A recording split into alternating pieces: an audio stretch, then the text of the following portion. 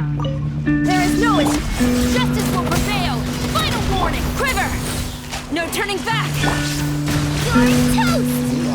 Out of the frying pan. Torn to oblivion.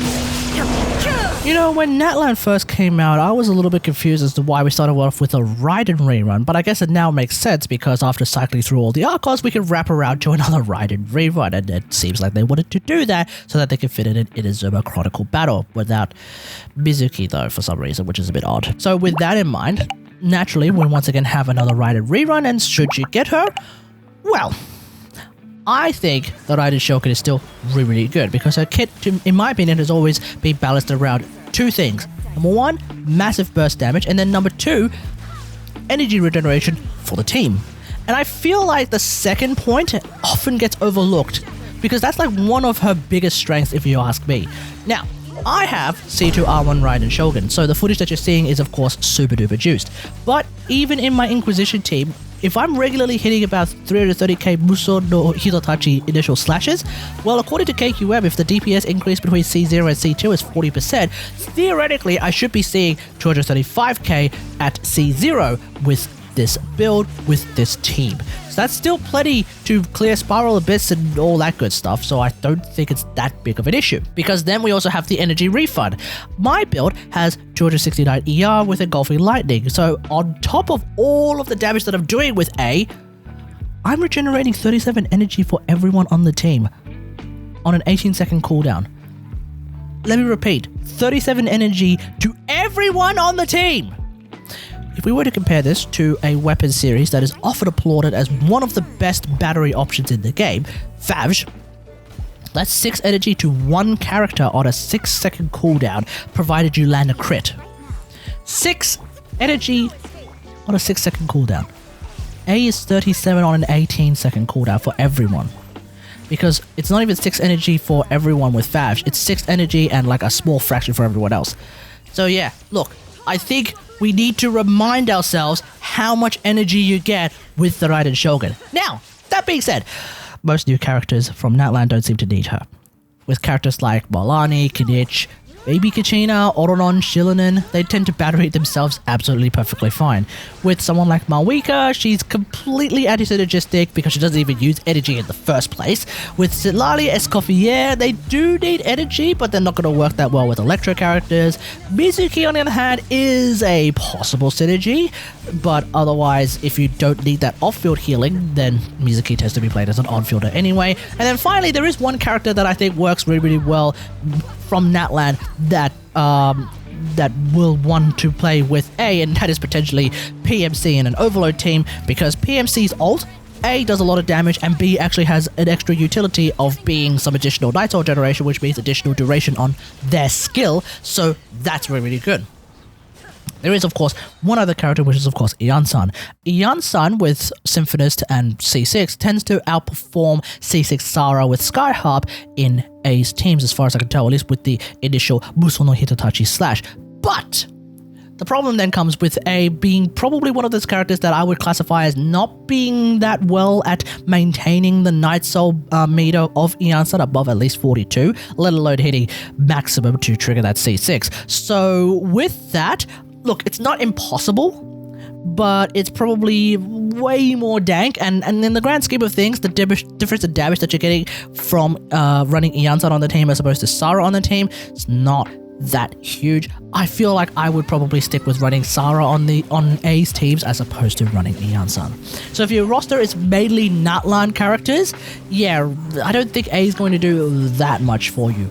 But if you enjoy playing with characters like Xiangling, Yalan, Farina, Miko, Eula even, then I feel like the Raiden Shogun is 100% worth pulling. For some of these characters, obviously you can play other characters that can at least get their ults back, but if you're playing a team with, let's say, Rational with Farina, for example, yeah, I would not play Rational, I would play Rational because it's hell to try and get Xiangling's ult back, for example.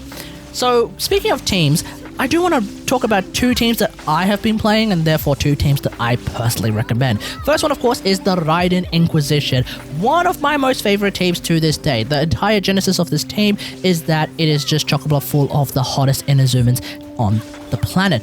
And obviously mainstays are Miko, Sara, and A.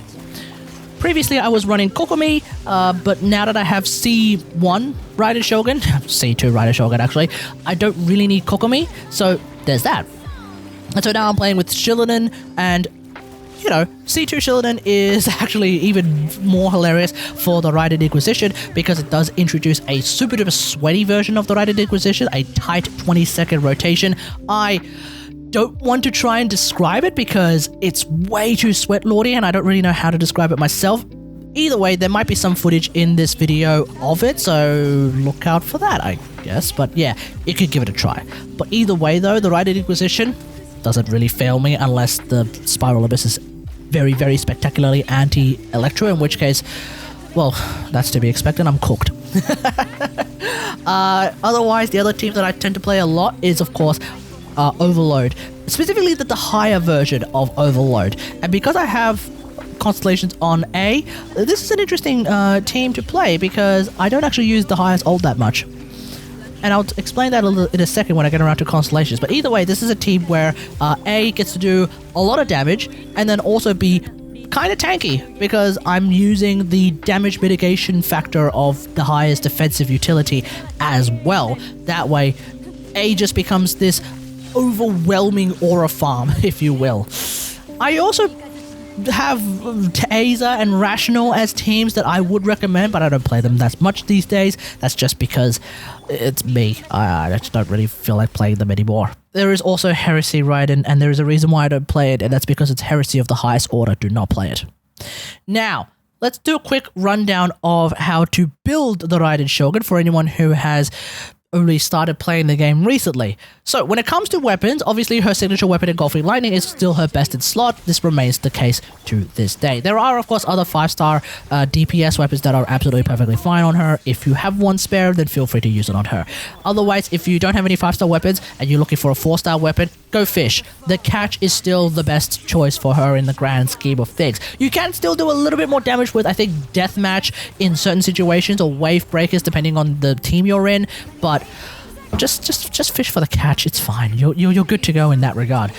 There are of course some new weapons that do work on her. The Torch is okay if you really don't want to fish. Otherwise, Symphonist of Sense is also a new weapon that came out.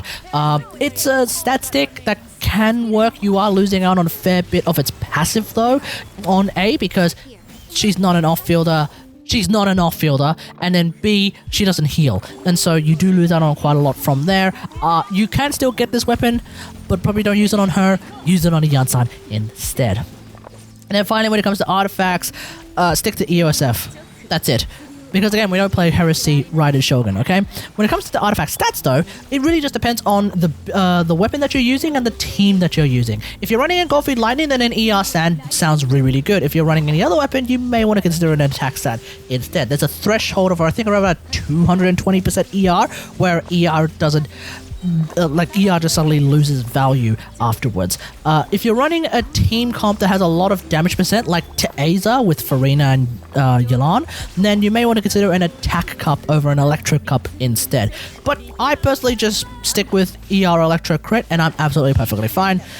Mainly because I'm using Engulfing. And look, don't worry about it too much, because the damage difference between sort of figuring out those kinds of artifact pieces, not that huge in the grand scheme of things. And finally, when it comes to A's Constellations, let me just start off by saying controversial statement incoming, don't think you need Constellations on A. A lot of people do say that A is worthless before C2. I completely disagree. The energy regeneration is a huge factor of A's kit, and that doesn't really change with Constellations.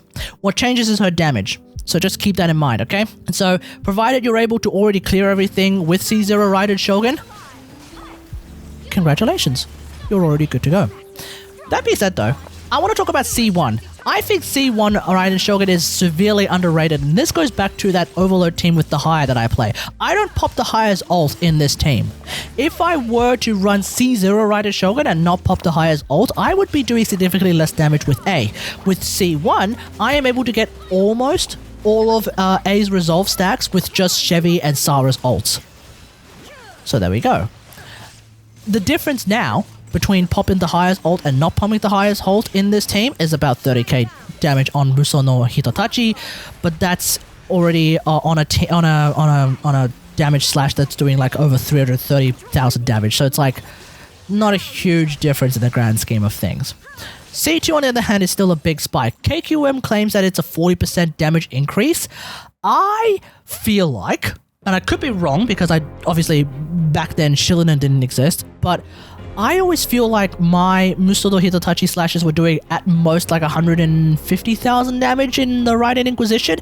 Now they're doing 300,000 damage. So I always feel like Muso no Hitotachi is like doubling in damage, but then again I wasn't running Xilonen or Kaz in these teams back in the day, so maybe that's why I'm getting a little bit debated by that. It is probably actually just a 40% damage increase, which means at C0, if I still have Xilonen, C6 and Miko, then I probably would still be doing 235k Muso no Hitotachi slashes.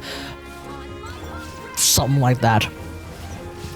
Generally speaking though, C2 is a pretty good stopping point. Some people go for C3 because that's alt levels. That's also a pretty good stopping point because C4 is worthless. I mean, it's useful in Rational, and that's basically it. And then C5 is skill levels, which is actually worthless unless you really want that skill damage, because once your skill hits past level 9, you don't get any additional damage percent on your ults. And then finally there's C6. C6 is a funny one. Okay, here's the thing. C6 is cooldown reduction, and it's actually really, really good.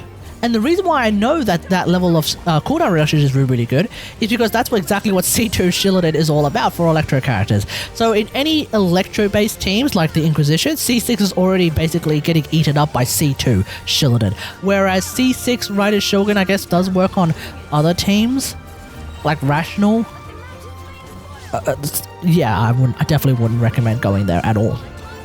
So basically, in conclusion, the Raiden Shogun is not for everyone, but I think the Raiden Shogun is still a really, really solid choice nonetheless. If you are a big Natlan head, then yeah, you could go ahead and skip the Raiden Shogun. There are, of course, some very exciting characters coming around as well, so you may want to take that into consideration.